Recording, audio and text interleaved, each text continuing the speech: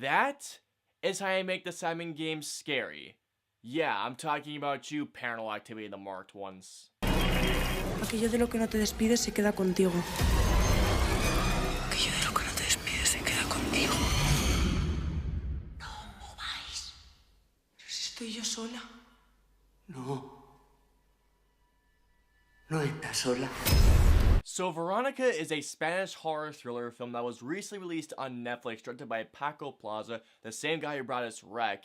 If you guys haven't seen Wreck, please do so. It is great stuff. And in Veronica, we follow a character named Veronica who, during a solar eclipse, her and her two friends, Diana and Rosa, go down to their school basement to play with a Ouija board, and afterwards, some things start happening to Veronica. Alrighty guys, so let's get into Veronica.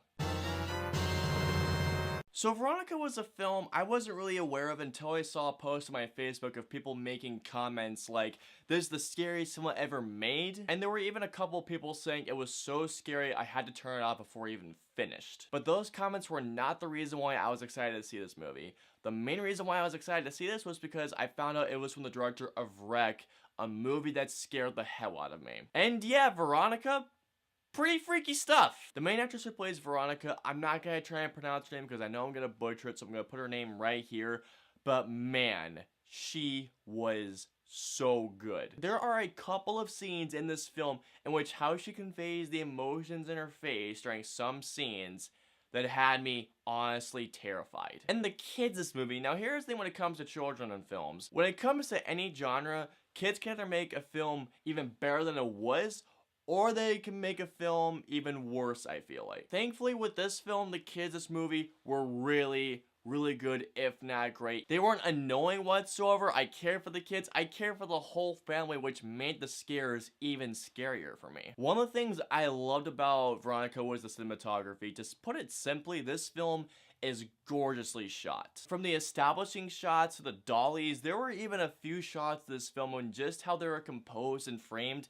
Some of the shots gave me such a feeling of unnervingness, I think that's a term, but I felt so unnerved with some shots that I actually shivered a few times. And one of the things that really stood out to me with the cinematography of this film was the color palette, specifically with red. There are a few scenes in this movie in which the red sticks out so much, in which, again, like with the cinematography, it gave me a feeling of uneasiness. And of course, it's a horror film, and I'm not gonna lie to you guys, Veronica definitely unnerved me, got under my skin, and quite a few times, it freaks the hell out of me. For example, there is a brilliant scene in this movie in which the camera is constantly circling around, and everything that was going on in the scene had me gripping onto myself in fear. The thing I love about Veronica's horror the most is that Veronica is a film that would rather not scare you with simple, cheap jump scares. And I'm not gonna lie, while there are like maybe 2 or 3 jump scares in the entirety of this movie that I count at least, Veronica's horror is the type of horror that would rather establish itself with some great sublime tension leading up to a great scare. And there's even one shot in this film that had me doing this. The images in my head and the sound in this scene is stuck with me right now, and I'm thinking about it right now. Now here's another thing I loved about Veronica. Watch this movie, I was expecting a typical exorcism movie with just your typical demonic possession with a priest coming and performing an exorcism. This movie does not do that. And while yes, it does concentrate on demonic possession, this is a film that doesn't take that typical demonic possession movie route. This movie I feel like gave a very fresh spin on the demonic possession film itself. Honestly, God, I did not expect this movie to play out the way it did. And there was one particular part in the third act in which how everything was unraveling, I was like, whoa. Now, is Veronica the scariest film ever made or one of the scariest films ever made?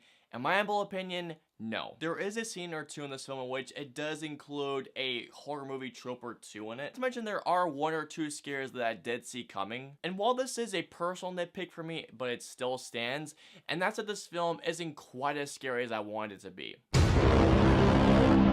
Overall, guys, while Veronica may not be the scariest film ever made, I definitely feel like it delivers a fresh take on the demonic possession film that is very freaky, and it has some very heart-pounding sequences in it. So yeah, all in all, guys, I'm gonna give Veronica a 4.5 out of 5 stars. I dug the hell out of this movie. If you're into horror films, and if you have Netflix, especially for some foreign horror films, I definitely recommend you guys check this movie out, especially if you're a fan of Wreck like I am. Alrighty guys, so comment down and let me know below. Have you guys seen Veronica? What did you guys think? Let me know below. If you guys want to follow me on social media, I'm on Facebook, Twitter, Instagram, Twitch, and I'm also on Snapchat. So if you guys want to follow me on all those social media platforms, all the links and the usernames are in the description below. I hope you guys enjoyed my review of Veronica. If so, please hit that like button, share, and subscribe to see more reviews just like this one. If you guys want to see my review of Gringo, please click right here. And if you guys want to see my review of A Wrinkle in Time, please click right here. And of course, as always, until the next review, I will see you guys next time.